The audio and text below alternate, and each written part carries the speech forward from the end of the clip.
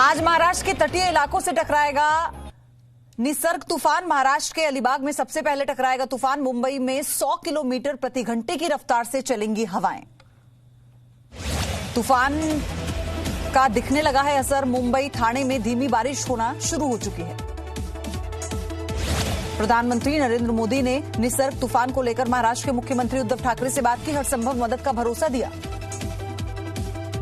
मुंबई और greater Mumbai police ने दोपहर 12 बजे तक के लिए सार्वजनिक स्थानों और समुद्र के किनारे लोगों के जाने पर प्रतिबंध लगा दिया है। उद्धव ठाकरे ने आज और कल लोगों से घरों से नहीं निकलने की अपील की। निसर्ग तूफान के कारण मुंबई के अलावा पालघर, पुणे, ठाणे, रायगढ़, धुले और नंदुरबार, नासिक में भी बारिश होने की आशंका। महाराष्ट्र सरकार ने समंदर के अलग अलग किनारों में ऑरेंज और रेड अलर्ट घोषित किया। मुंबई में एनडीआरएफ की 3 टीमें तैनात की गई। महाराष्ट्र में तूफान को लेकर एनडीआरएफ की 20 टीमें तैनात की गई। सबसे ज्यादा मुंबई में 8 टीमों को रखा गया। निसर्ग तूफान को लेकर बीएमसी ने हेल्पलाइन नंबर जारी किया। 1916 पर लोग अपने और अपनों को लेकर जानकारी ले सकेंगे। महाराष्ट्र के दक्षिण गुजरात के तट से गुजरेगा निसर्ग तूफान। गुजरात के वलसाड, सूरत और भरूच में प्रशासन सतर्क हुआ। प्रधानमंत्री नरेंद्र मोदी गुजरात के मुख्यमंत्री विजय रूपाणी, दमनदीव और दादर नागर हवेली के प्रशासकों से बात कर तैयारियों की समीक्षा की।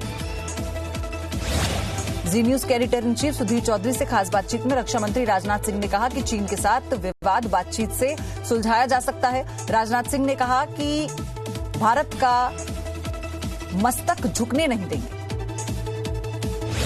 चीन से सीमा विवाद के बीच प्रधानमंत्री नरेंद्र मोदी ने अमेरिका के राष्ट्रपति डोनाल्ड ट्रंप से फोन पर बात की। पीएम मोदी ने कहा ट्रंप ने G7 और कोविड-19 समेत दूसरे मुद्दों पर बात की है। लद्दाख विवाद पर चीन से एक और बातचीत बेनतीजा। डिविजनल स्तर की बातचीत में कोई हल नहीं निकला। अब 6 जून को फिर होगी चर्चा। कांग्रेस ने चीन मुद्दे पर सरकार को घेरा। कांग्रेस ने सरकार से चीन पर हालात स्पष्ट करने की मांग की। कहा कि सरकार देश को लद्दाख की स्थिति स्पष्ट करे।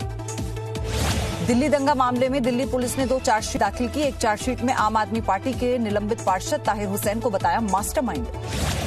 दिल्ली पुलिस की चार्जशीट में ताहिर हुसैन, उसके भाई शाह आलम समेत 15 लोगों को आरोपी बनाया गया। ताहिर हुसैन ने दंगों से पहले एनआरसी और सीएए प्रदर्शन में शामिल लोगों से बातचीत की थी। देशद्रोह के आरोपी उमर खालिद से भी ताहिर की मुलाकात हुई थी। दिल्ली पुलिस ने दूसरी चार्जशीट में जाफराबाद हिंसा के केस में 12 लोगों को आरोपी बनाया। आरोपियों में नताशा नरवाल और देवांगना कलिता का नाम शामिल है। दिल्ली पुलिस आज दंगों में मारे गए आईबी कर्मचारी अंकित शर्मा की हत्या में चार्जशीट दाखिल करेगी। शिव विहार में दिलबाग नेगी की हत्या केस में भी चार्जशीट दाखिल होगी।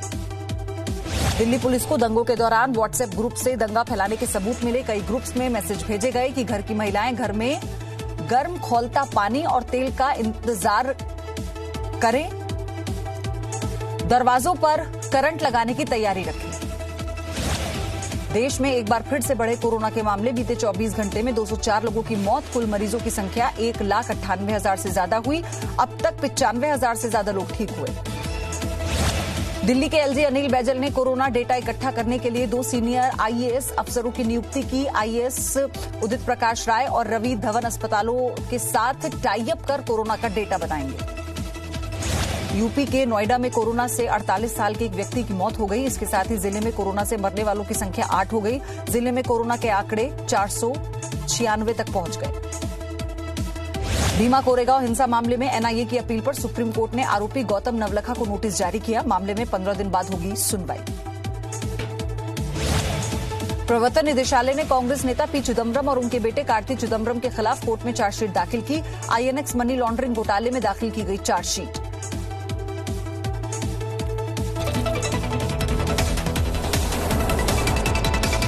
No signal, no worry. Presenting Z News app with live TV, latest updates and expert opinion. Available on Google Play and App Store. Download it now.